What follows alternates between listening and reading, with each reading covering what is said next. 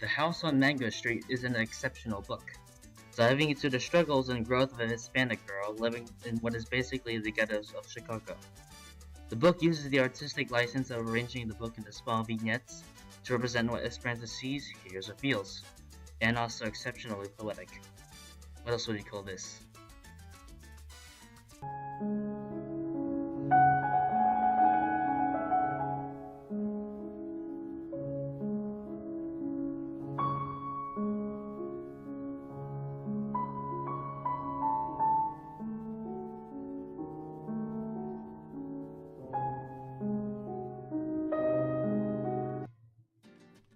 The mix between poetic and prose writing makes for an interesting blend. The book as a whole feels human as if she were talking to you. The story begins with Esperanza lamenting over her home. This motif will perpetuate throughout the book. She sought for a new house, all for herself, before she moved to Mango Street, but didn't quite get what she asked for. Luscious gardens replaced by cracked concrete and thin trees, grand white walls replaced by crumbling red bricks. Throughout the book, she feels as if she didn't belong, which adds on to more theme of this book. Over the course of just 1 year, Esperanza has grown emotionally, artistically, and has gained sexual awareness. Before stowing away, that is. And the novel wanders around the multiple friendships and neighbors she has in the first part, including her family hijinks and their relationships, to looking upon other people as she were an idle spectator. She describes the influence of two conflicting cultures and the shame of poverty. She explores autonomy and sexuality, aka desire for boys.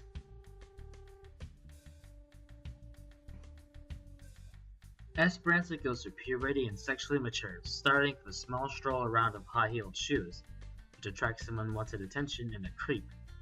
She sees that most of her neighborhood is sexist and abusive towards women, and that the outside world discriminates against the Hispanic people. After coming to a realization after recalling several memories, she wants to have freedom, but also be loved by men. She decides the middle ground is the best ground and follows after a femme fatale identity, or beautiful and cruel, in quotation marks. After a couple of unfortunate events that I can't spoil, she gives up on pursuing this, but only after she experiences some trauma.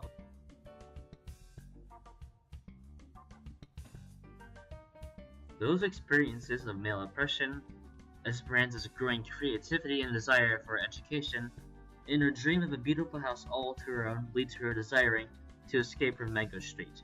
And after getting some advice from 3 old women during a funeral of a friend, she decides to stay and try to help out other women there.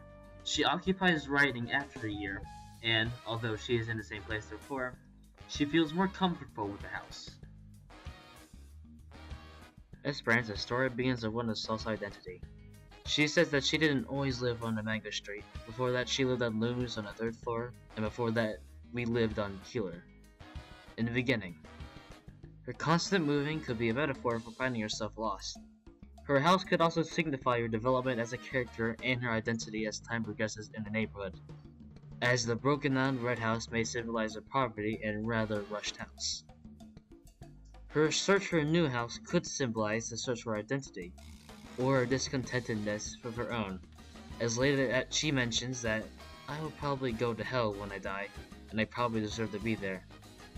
Esperanza sees the home as closely tied to a family identity, and the disappointment of her own fuels her desires to get her own someday. To her, the home should be a sign of safety and autonomy, not shame and poverty. Esperanza also tries to define herself by rebellion. As stated before, she tries to follow the beautiful and cruel trope she has seen in the movies, and fails because of events that I cannot spoil.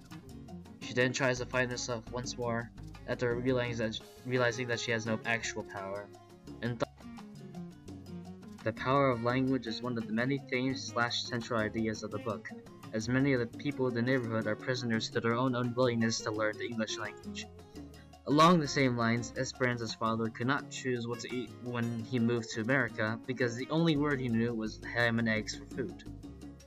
While Esperanza's mother is fluent in English, the letter she wrote to the nuns is pretty convincing to how badly written it is.